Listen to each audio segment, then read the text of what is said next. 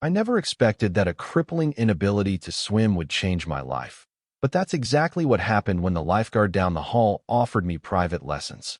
It started with a simple, almost desperate desire to not drown in the shallow end of my apartment complex's pool, and it ended somewhere I never could have predicted, somewhere that felt a lot like coming home. My name is Lucas. At the time, I was 27, a freelance graphic designer who had mastered the art of living an entire life within a 700-square-foot radius. My apartment was my office, my sanctuary, and, if I was being honest, my cage. My days were a predictable rhythm of coffee brewing, mouse clicking, and the low hum of a computer. I had clients, I had deadlines, I had a life that looked perfectly functional on paper. But the silence in between keystrokes was getting louder every year. The apartment complex itself was one of those sprawling, resort-style places designed to make you feel like you were on a permanent vacation, which only highlighted the fact that I wasn't. The centerpiece of this manufactured paradise was the pool. It was a shimmering blue rectangle I could see perfectly from my third-floor balcony, a constant reminder of summer, of community, of a life being lived just beyond my window. I watched people laugh, splash, and sunbathe, feeling like an anthropologist studying a foreign tribe. And then there was Caleb. He was the lifeguard. He was also my down-the-hall neighbor in Building C, a fact I discovered one afternoon when we both fumbled for our keys at the same time. He gave me a quick, friendly smile and a "hey, man," before disappearing into his apartment, leaving me with a suddenly racing heart. He was probably 22, maybe 23, with sun-bleached brown hair that flopped over his forehead and shoulders that were broad from, well, a life of physical activity I could only imagine. From my balcony, he was an undeniable presence. He commanded the lifeguard stand with a kind of relaxed authority, his posture straight, his eyes constantly scanning the water. He was never just sitting there, lost in a book or his phone. He was engaged, twirling his whistle on its lanyard, talking to the kids, offering a friendly wave to the residents. He had an easy confidence that I both admired and found deeply intimidating. He moved like he belonged in the sun, in the water, in his own skin. To me, he represented a whole category of person I'd never known how to interact with. The effortlessly cool, athletic, popular guy. The kind of guy who, in my high school imagination, dated cheerleaders and drove a Jeep. The kind of guy who was so obviously, glaringly straight that my own quiet, hopeful gaze felt like a transgression. So I kept my distance, content to watch from my balcony, cataloging his smiles and the way the sun caught the highlights in his hair. He was a part of the scenery, the most beautiful part, but scenery nonetheless. My problem began with a heat wave. The kind of oppressive, sticky heat that makes your air conditioner weep and the very idea of staying indoors feel like a punishment. I decided, in a moment of heat-induced delirium, that I needed to learn how to swim. Not just doggy paddle, but actually swim. It seemed like a fundamental human skill I had somehow missed out on, another barrier between me and the world of normal, functioning adults. My first few attempts were a private, chlorinated tragedy.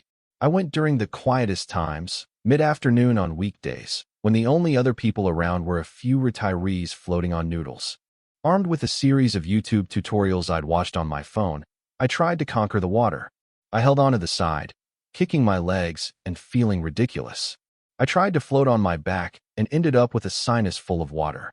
I attempted a freestyle stroke and mostly just slapped the water into a frenzy, accomplishing nothing but getting tired and splashing the retirees. It was humiliating. Each failed attempt chipped away at my resolve, making my little world feel even smaller. Here was this beautiful pool, this escape from the heat, and I couldn't even use it properly. I was a fraud in swim trunks.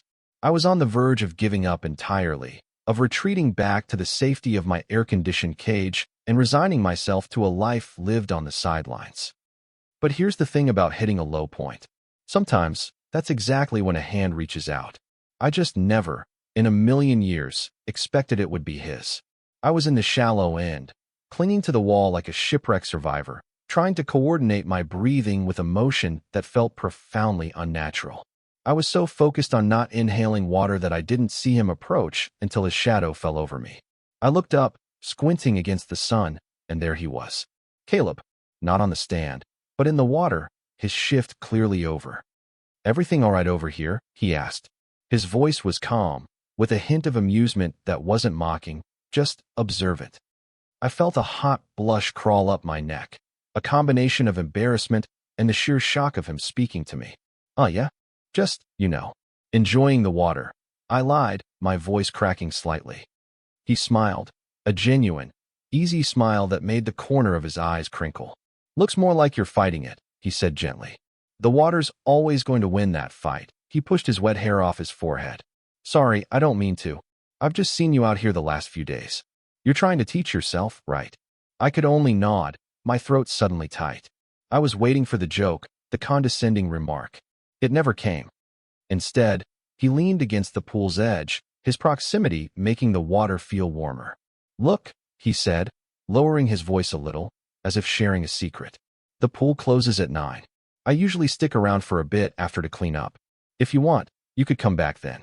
I could give you some pointers. For real. It's way easier when someone shows you." I stared at him, trying to process the offer.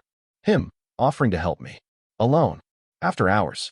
It felt like a scene from a movie I wasn't brave enough to be in. My mind raced through 100 reasons to say no. It would be awkward. I'd make a fool of myself. He was just being polite. It was a pity offer. "You don't have to do that," I stammered, my default setting of deflecting kindness kicking in. "I don't mind," he said, and his gaze was so direct, so sincere, that it disarmed me completely. "Honestly, it's no big deal. Think about it." He gave a small nod, then pushed off the wall and swam away with a series of powerful, elegant strokes that were the very picture of everything I wanted to be. I watched him go, my heart hammering against my ribs, the scent of chlorine suddenly smelling like possibility. That evening, I paced my apartment for 2 hours straight. My internal monologue was a frantic debate between hope and fear. Hope argued that this was a chance, a door opening where there had only been a wall. Fear countered that I was setting myself up for a new, more intimate kind of humiliation. What if I was just a charity case to him? A boring project for the kind lifeguard to pass the time.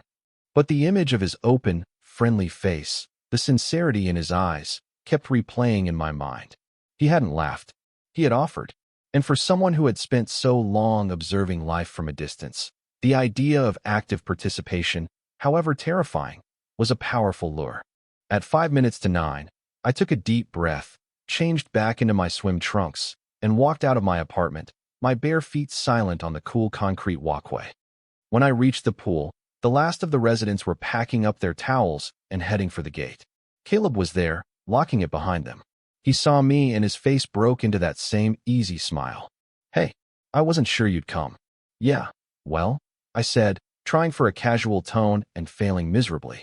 I decided my pride could take the hit. He laughed, a low, pleasant sound that echoed in the sudden quiet of the evening. "There's no pride in the water," he said, his voice softer now that we were the only two people there. "Just breathing." The atmosphere was completely transformed. The chaotic energy of the day had evaporated with the setting sun.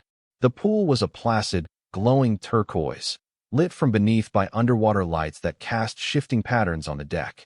The air was cooler, carrying the scent of night-blooming jasmine from the manicured hedges. It felt less like a public space and more like a private grotto, hidden away from the rest of the world. It was quiet, intimate, and I was suddenly very aware of how alone we were. "All right," he said, walking to the edge of the water. "Let's start with the absolute basics. Getting comfortable with your face in the water. That's half the battle." And so it began. For the next hour, he was no longer just the handsome lifeguard from down the hall. He was a teacher, patient, encouraging, and incredibly focused. He explained the physics of buoyancy, the mechanics of a proper kick, the simple art of blowing bubbles to exhale. He spoke in a way that made it all seem logical, manageable.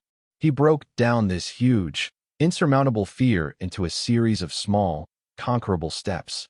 The physical proximity was something I had to consciously manage in my own head. This was a lesson. It was instructional. But my brain struggled to remain clinical when his hand would rest gently on the small of my back to correct my posture as I held onto the wall, his touch sending a jolt through my entire body. Or when he would demonstrate a leg kick, his calf brushing against mine in the water, the brief contact feeling more significant than it had any right to be. He had me practice floating on my back, and when I started to panic and sink, he was right there, his hands securely under my shoulders, holding me up. "You've got it," he murmured, his voice close to my ear. "Just relax. Trust the water. Trust me. I won't let you go." And in that moment, suspended in the water by his steady hands, with the stars beginning to appear in the darkening sky above, I did. I let go of the tension in my neck, the fear in my chest, and I floated. It was a revelation. We talked as we worked. I learned that he was studying environmental science, that he spent his childhood summers at his grandparents' lake house, and that he had a younger sister he was ridiculously protective of. He asked me about my design work, and when I described it, he listened with a genuine interest that made me feel, for the first time in a long time, interesting. The one-dimensional, confident jock I had invented in my head was dissolving, replaced by this thoughtful, kind, multifaceted person. He revealed a vulnerability I never would have expected. "You know," he said, treading water in the deep end while I clung to the side. I was terrified of the deep water as a kid. My grandpa had to basically bribe me with ice cream to get me to swim across the cove. I still get a little jolt sometimes when I can't see the bottom. This small confession was a gift. It leveled the playing field, making my own fears feel valid and human. He wasn't some fearless water god. He was just a guy who had learned to manage his fear. Our first lesson ended close to 10:30. As I was clumsily pulling myself out of the pool, my tired arms shaking, our hands brushed. It was nothing, a fleeting accident. But we both froze for a fraction of a second. My eyes met his, and in the dim, watery light, I saw something flicker in his expression. Surprise, maybe? Confusion? I couldn't be sure. The moment passed as quickly as it came.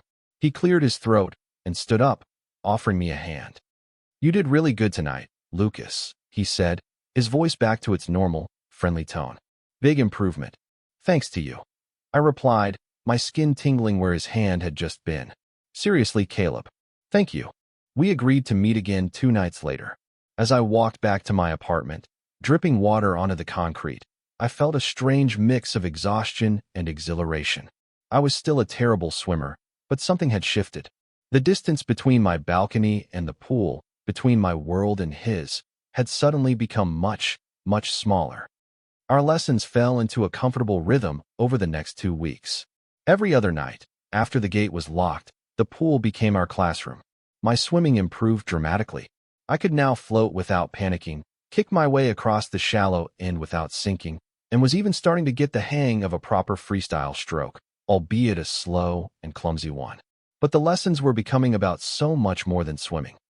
They were about the easy conversations we'd have while taking a break, sitting on the edge of the pool with our feet dangling in the water. They were about the shared laughter when I'd accidentally swallow a mouthful of water and come up sputtering.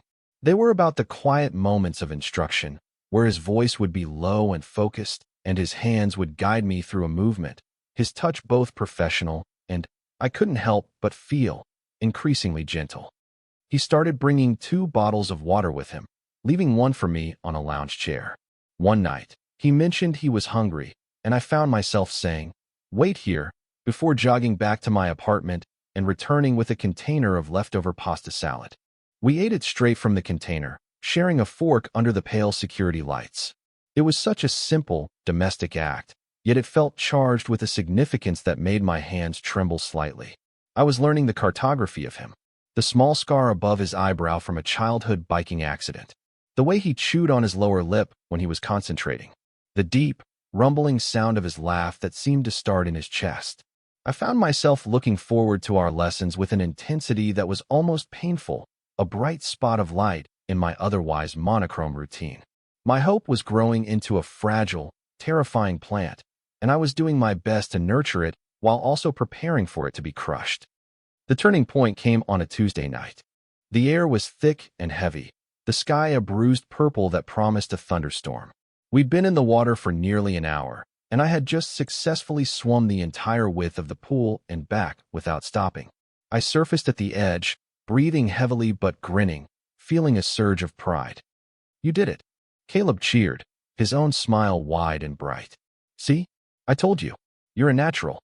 "Hardly a natural," I gasped, laughing. "More like a very well-coached rock." He swam over, his movements fluid and effortless. He stopped in front of me, close enough that I could see the individual droplets of water clinging to his eyelashes. "No, you're doing great, Lucas. Really." Just then, a low rumble of thunder echoed in the distance. The wind picked up, rustling the palm trees that lined the pool deck. "We should probably call it a night," he said, his eyes scanning the sky. We climbed out of the pool, grabbing our towels. A sudden, cool gust of wind hit us, and I shivered, the goosebumps rising on my arms. The first fat drops of rain began to fall, spattering against the concrete. "Come on," Caleb said, grabbing his keys from the table. "Let's get out of here before it really opens up." We hurried to the gate, the rain coming down faster now, plastering my hair to my forehead. Caleb put the key in the old, heavy padlock. He turned it. Nothing happened. He jiggled it, then turned it again, with more force this time. I heard a sickening little snap. Caleb pulled the key out. The end of it, the part that actually worked the lock, was gone. It had broken off inside. He stared at it, then at the lock, a look of disbelief on his face. "You have got to be kidding me," he muttered. He tried the gate, rattling it hard, but it was solid. We were locked in. "What about your phone?" I asked, my voice rising with a slight panic as the rain started to pour. "It's in my locker in the lifeguard office," he said, gesturing to the small building on the far side of the pool. "And the key to that was on the same ring." He looked at me, his face illuminated by a sudden flash of lightning. "Your phone?" "In my apartment," I said, a feeling of dread mixing with a strange, electric thrill. We were trapped. Together. The sky opened up completely. The rain was a torrential downpour, turning the pool deck into a slick, dark mirror. "The cabana!" Caleb yelled over the roar of the storm, grabbing my arm. He pulled me toward the covered area at the end of the pool, a small, three-sided structure with a couple of wicker benches inside. We huddled inside, dripping and shivering, as the storm raged around us. It was cold, colder than I expected. My teeth started to chatter. Caleb must have seen it, because he suddenly said, "Wait here." He darted out into the rain and over to the lost and found bin near the office. A moment later he was back, his arms full of towels. They weren't the plush, clean towels from the resort, but the thin, mismatched, forgotten towels of a community pool. But they were dry. He handed me two, and wrapped one around his own shoulders. We sat on one of the benches, side by side, drying ourselves off as best we could. The sound of the rain on the cabana roof was a deafening drumbeat. There was nothing to do but wait. Wait for the storm to pass. Wait for morning. Wait for someone to find us. The adrenaline of the situation began to fade, replaced by a quiet, strange intimacy. We were in our own little bubble, shielded from the storm. We sat in silence for a few minutes, the only sounds the rain and our own breathing. I was hyper-aware of him next to me, the warmth radiating from his body, the way our shoulders were almost touching. "Sorry about this," he said finally, his voice low. "Some master lifeguard I am. Can't even work a padlock." "It's not your fault," I said. It was an old, rusty lock. I hugged the towel tighter around myself, but I was still shivering. He looked at me, his expression unreadable in the dim light. Then, hesitantly, he shifted closer and put his arm around my shoulders, pulling me against his side. "Better?" he asked, his voice barely a whisper. It was. The contact was electric. His body was solid and warm against mine, a firm anchor in the swirling chaos of the storm and my own emotions. I leaned into him, resting my head tentatively on his shoulder. It felt so unbelievably right. My shivering subsided, replaced by the frantic beating of my own heart. We sat like that for what felt like an eternity. The storm began to subside, the rain softening to a gentle patter. The silence between us was no longer awkward. It was full, charged with unspoken questions. I could feel his heartbeat, slow and steady beneath my ear. He shifted slightly, and I lifted my head. He turned to face me, his arms still around me. His face was only inches from mine. The air was thick with the smell of rain and chlorine and something that was just him. His gaze dropped to my lips, then back up to my eyes. The question was there, clear as day. And then he leaned in. His lips were soft, hesitant, tasting of rain. It wasn't a demanding kiss, but a question. It was tentative and gentle, and it sent a shockwave through my entire system. It lasted only a few seconds before he pulled back slightly, his eyes searching mine, his expression a mixture of apprehension and hope. He was waiting for my answer. I didn't say a word. I just closed the small distance between us and answered his question with my own kiss. The next morning broke gray and damp.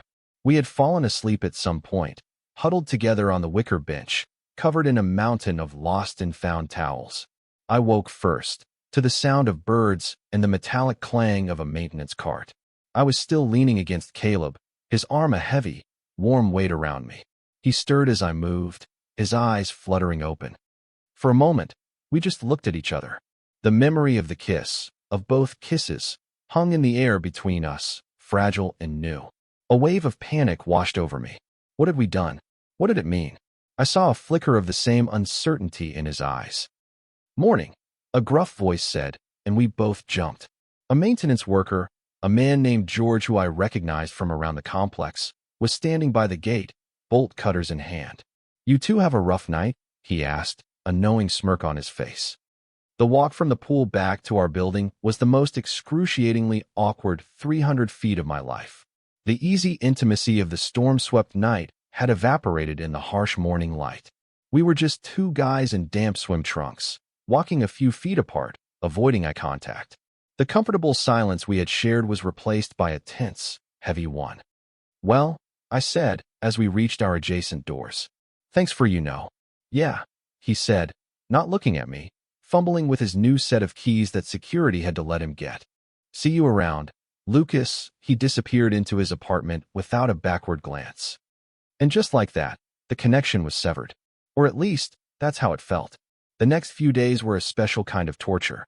I became a prisoner in my own home again. But this time it wasn't out of habit, it was out of fear. I kept the blinds on my balcony closed. The thought of seeing him at the pool, of having to face that awkwardness, was more than I could bear. My mind became a relentless courtroom where I was both prosecutor and defendant. I replayed the kiss over and over, analyzing it from every angle. Was it just a weird, circumstantial thing? A stuck in a storm with the only person around moment? People do strange things under pressure, right? Maybe he regretted it. Maybe he was straight and had a moment of confusion and was now deeply embarrassed. Maybe he was just being kind, and I had misinterpreted everything, forcing him into a situation he didn't want. This last possibility was the one that haunted me the most. The idea that I had made him uncomfortable, that I had ruined our burgeoning friendship by reading too much into his kindness. His offer of lessons, his patience, the way he shared things about himself. I had bundled it all up and labeled it interest, but what if it was just decency? Every time I heard a footstep in the hall, my heart would leap into my throat. I would hold my breath, waiting for a knock that never came. Once, I saw him walking toward the elevators as I was checking my mail. I practically dove back into the mailroom, hiding behind a bank of metal boxes until he was gone, my heart pounding with a ridiculous, self-inflicted panic. Hope and fear were at war inside me, and fear was winning by a landslide. The hope felt naive, foolish. It was a flickering candle flame against a hurricane of doubt. The memory of his warm, solid presence next to me in the cabana felt like a dream I was having trouble holding on to. The reality was this gaping silence, this chasm that had opened up between our two apartment doors. The silence was his answer, wasn't it? It had to be. I had my answer, and it was the one I had feared all along. I had been a project, a brief diversion, and now the project was over. After nearly a week of this self-imposed exile, I knew I had to pull myself together. Hiding in my apartment forever wasn't a viable life plan. I resolved to just get over it. I would be mature. If I saw him, I'd give a polite, distant nod. We would go back to being strangers who lived down the hall from each other.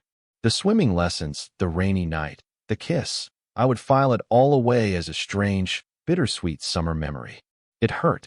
It hurt more than I wanted to admit, but it seemed like the only way forward. That evening, armed with my new, painful resolve, I was making dinner when there was a knock on my door. It was a soft, hesitant knock, not the sharp rap of a delivery person. My whole body went rigid. I knew, with a terrifying certainty, who it was. I turned off the stove, my hands shaking. I walked to the door and looked through the peephole. It was Caleb. He was standing there, just standing, looking down at his feet. He looked nervous, chewing on his lower lip. It was a look so far removed from the confident lifeguard I was used to that it took my breath away. I took a deep breath and opened the door. "Hey," I said, my voice barely a whisper. "Hey," he said, finally looking up at me. His eyes were full of an emotion I couldn't quite decipher. Can we talk for a minute?" I just nodded, stepping back to let him in. He walked into my living room and stood awkwardly in the middle of the rug, as if he didn't know what to do with his hands. The silence stretched out, thick and uncomfortable. "Look, Lucas," he started, his voice strained. "I'm so sorry for how I've been this week, for just disappearing." "It's fine," I said automatically, the lie tasting like ash in my mouth. "Don't worry about it." "No, it's not fine," he insisted, shaking his head. "I've been an idiot. I freaked out. I thought I misread everything. I thought I scared you off." I stared at him. "You thought you scared me off?" I asked, a bubble of incredulous laughter escaping me. "Caleb, I've been hiding in my apartment for 6 days because I was convinced I had completely imagined everything and made you a candidate for the world's most awkward sexual harassment lawsuit." A look of profound relief washed over his face, followed by a wince of regret. "No, God, no," he said, taking a step closer. "Lucas, that kiss, that was the only part of that night that wasn't an accident." I just blinked, trying to process his words. "What do you mean?" He took a deep breath, like a diver preparing to go under. "The lessons weren't just about the lessons. I mean, I wanted to help you, I really did. But it was an excuse. I'd seen you around. On your balcony, at the mailboxes. I wanted to talk to you for weeks, but I had no idea how. You always seemed so self-contained. When I saw you struggling in the pool, it just felt like an opening, a reason to finally approach you." My heart was doing a frantic, chaotic dance in my chest. He had noticed me, too. "And the lock," he continued, his cheeks flushing slightly. "I didn't break the key on purpose, I'm not that smooth. But it's a tricky lock. I might have fumbled with it a little longer than I needed to. I was just trying to keep you there for a few more minutes, to work up the nerve to ask you out properly. I didn't plan on the storm or getting stuck all night. That part was an actual disaster. But the reason we were there, that was me."